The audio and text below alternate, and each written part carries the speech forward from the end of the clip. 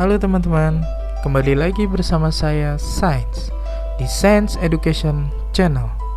Hari ini topik yang akan kita bahas adalah penyakit demam berdarah. Teman-teman pada tahu kan, penyakit ini sering terjadi di Indonesia, apalagi ketika musim penghujan. Ya, penyakit ini sangat cocok dengan iklim yang ada di Indonesia. Di dalam season ini, kita akan membagi dalam 5 aspek, yaitu yang pertama adalah pengertian. Pengertian demam berdarah itu apa? Dan untuk yang kedua adalah penyebab terjadinya demam berdarah. Yang ketiga, apa sih gejala yang akan ditimbulkan ketika orang yang terkena demam berdarah? Dan yang keempat adalah pengobatan. Di sini kita akan tekankan terhadap bagaimana peran kita mengurangi gejala yang terjadi kepada orang yang di sekitar kita. Dan yang kelima dan yang paling penting adalah pencegahan. Bagaimana kita mengurangi resiko terjangkitnya demam berdarah di lingkungan kita. Season pertama. Apa itu demam berdarah? Demam berdarah adalah penyakit yang disebabkan oleh infeksi virus dengue. Sebenarnya, virus dengue ini dapat menyebabkan beberapa penyakit. Yang pertama, demam dengue. Yang kedua, demam berdarah dengue. Dan yang terakhir adalah expanded dengue syndrome. Fun fact, di negara Indonesia, demam berdarah itu termasuk KLB loh, atau kejadian luar biasa, yaitu pertama kali dilaporkan pada tahun 1968 di Jakarta, dan di Surabaya ada sekitar 58 kasus dan 24 kematian. Dalam waktu kurun 50 tahun, angka kematian demam berdarah telah berhasil diturunkan menjadi di bawah 1%. Dan pada tahun 2008 dan 2017, angka demam berdarah ada di kisaran 26,1 per 100.000 penduduk hingga 78,8 per 100.000 penduduk. Dan pada kasus 2018, jumlah kasus demam berdarah di Indonesia sebanyak 65.602 dengan case fatality rate yaitu sebesar 0,71%. Artinya terdapat 467 kasus kematian per tahun atau sekitar 1,3 kematian per hari yang disebabkan demam berdarah. Jadi penyakit ini agak berbahaya ya. Season selanjutnya yaitu penyebab. Kenapa kita bisa terkerang virus ini? Apa sih penyebabnya? Yes, teman-teman sudah pada tahu penyebabnya adalah karena gigitan nyamuk Aedes aegypti. Teman-teman harus mengetahui ciri-cirinya ya. Yang pertama, bentuknya yang relatif kecil, adanya corak loreng-loreng putih dan hitam pada kaki dan bagian tubuh lainnya, lalu menggigit atau menghisap darah manusia pada pagi dan sore. Selanjutnya, kalau kita melihat jentiknya, itu bisa selalu bergerak aktif dalam air dari bawah ke atas permukaan secara berulang-ulang. Selanjutnya, ciri-cirinya adalah senang hingga pada pakaian yang digantung atau barang-barang yang tergeletak. Dan ingat ya, nyamuk ini tidak dapat berkembang biak di selokan, got, atau kolam air yang langsung berhubungan dengan tanah. Jadi, nyamuk ini berkembang biak di air bersih, sehingga ini beresiko berkembang biak di dalam rumah ya, atau di atau di sekitar rumah yang memiliki tempat menampung air.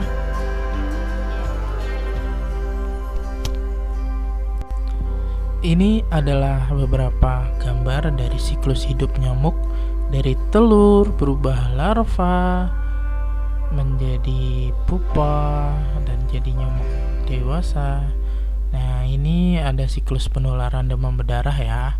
Yang pertama, nyamuk menggigit manusia yang terinfeksi demam berdarah, yang terinfeksi virusnya. Lalu nyamuk itu menggigit lagi yang lain. Oh ya, nyamuk yang menggigit itu adalah nyamuk betina ya. Jadi yang jantan itu tidak menggigit. Dan nyamuk yang sudah menggigit pasien atau orang yang terkena demam berdarah itu akan menularkan.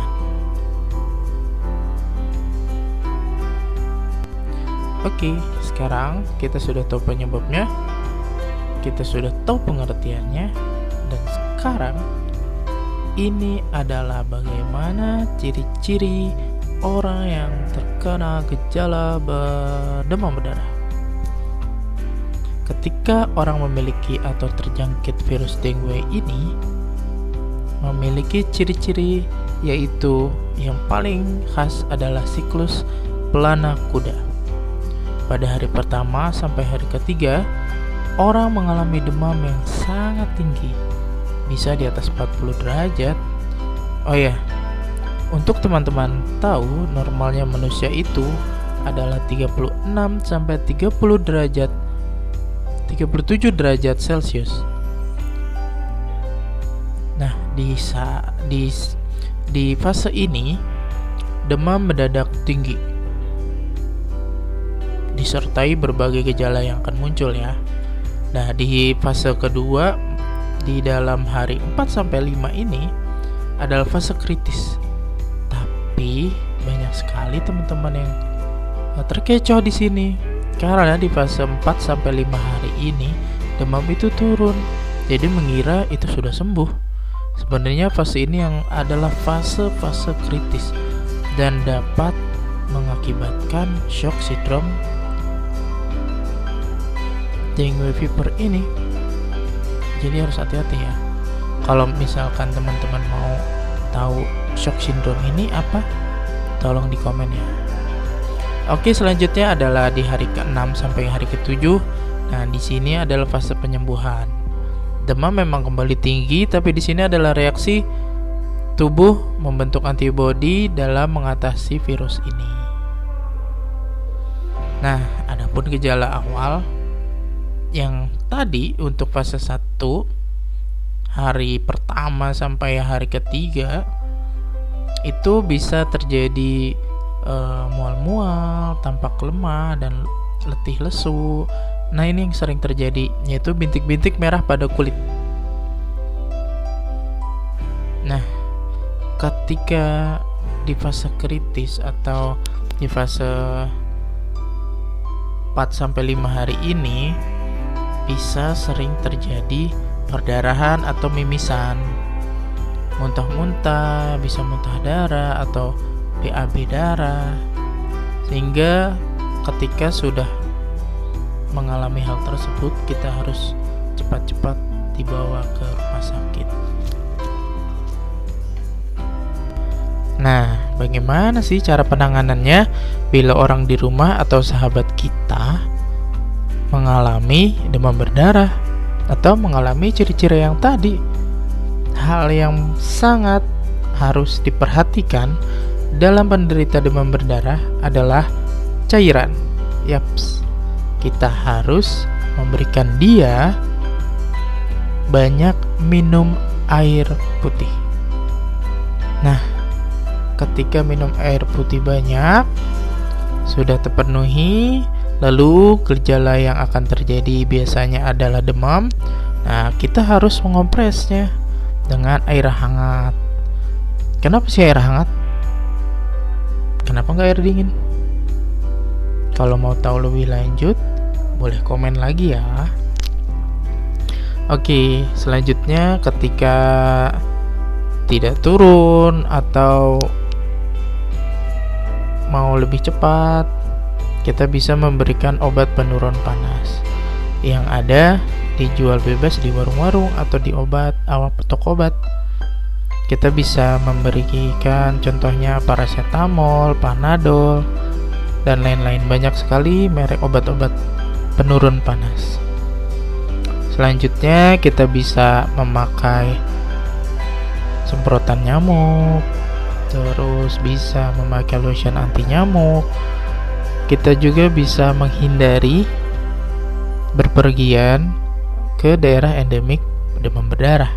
Nah, selanjutnya itu bisa fogging rutin di rumah atau di lingkungan RT.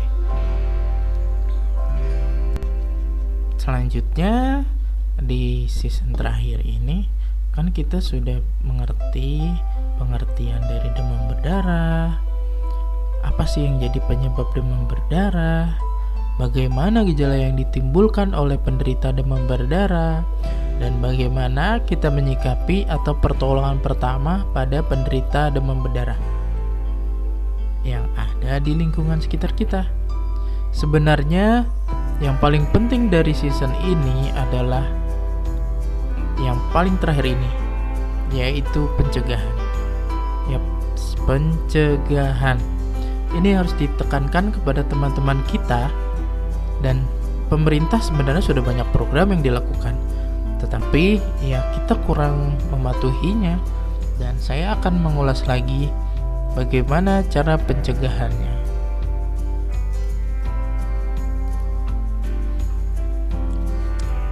Yang pertama adalah 3M. Apa itu 3M? Masih ingat? Menguras bak mandi minimal seminggu sekali. 2M yang kedua, penutup tempat penampungan air. Dan yang ketiga adalah mengubur barang bekas. 3M ini bertujuan untuk mengurangi kemungkinan nyamuk dapat berkembang biak, sehingga siklus demam berdarah bisa terputus dan tidak ada penambahan atau terjadinya demam berdarah. Adapun tambahannya bisa kita tambahkan dengan kelambu saat kita tertidur, menggunakan obat nyamuk, menggunakan lotion anti nyamuk, dan lain-lain.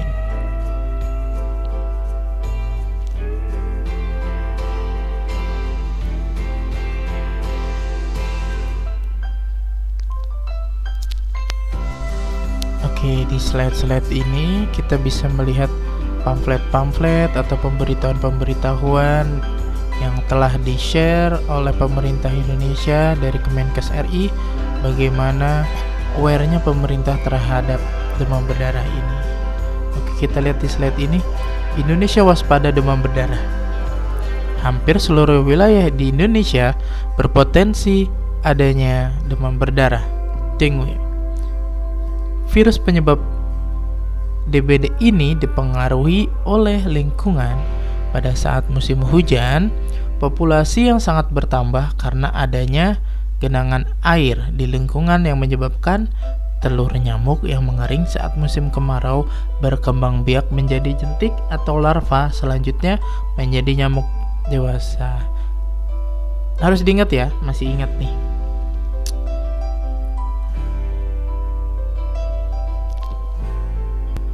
Nah, ini ada lagi dari Kemenkes RI. Pastikan rumah dan sekitar tidak ada jentik. 1 jentik betina berubah menjadi 1 nyamuk dewasa dalam waktu 12-14 hari. Nyamuk betina dewasa sekali bertelur bisa sampai 100-150. Coba bayangin, pengen aja.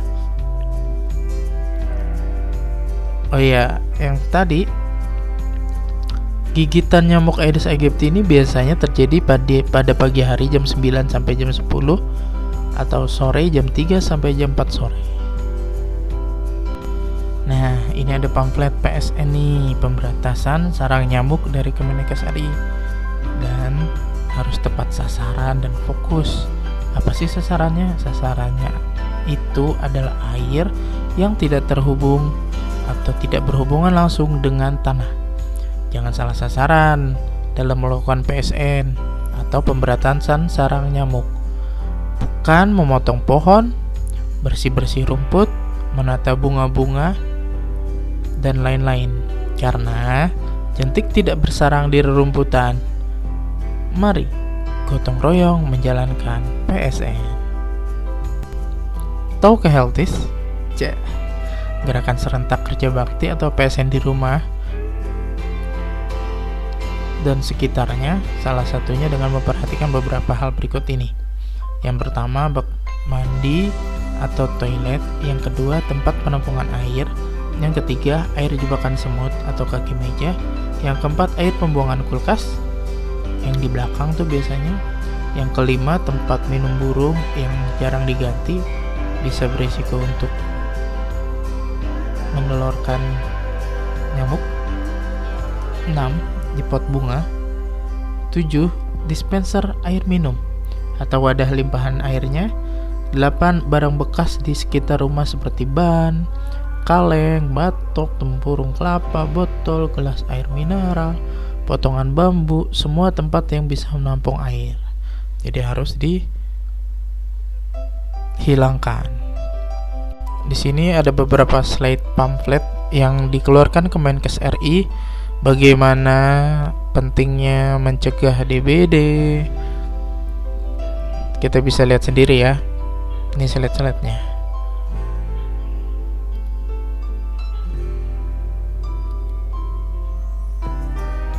Nah, ini simpan baju bekas pakai dalam tempat tertutup biar tidak jadi sarang nyamuk.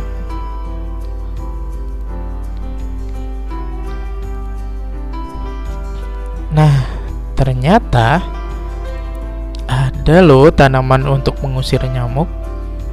Nah, kita bisa lihat nih beberapa jenisnya, yaitu ada serai, ada zodia, suren, selasik, lavender, marigold, serai wangi, kecombrang, rosemary, dan geranium.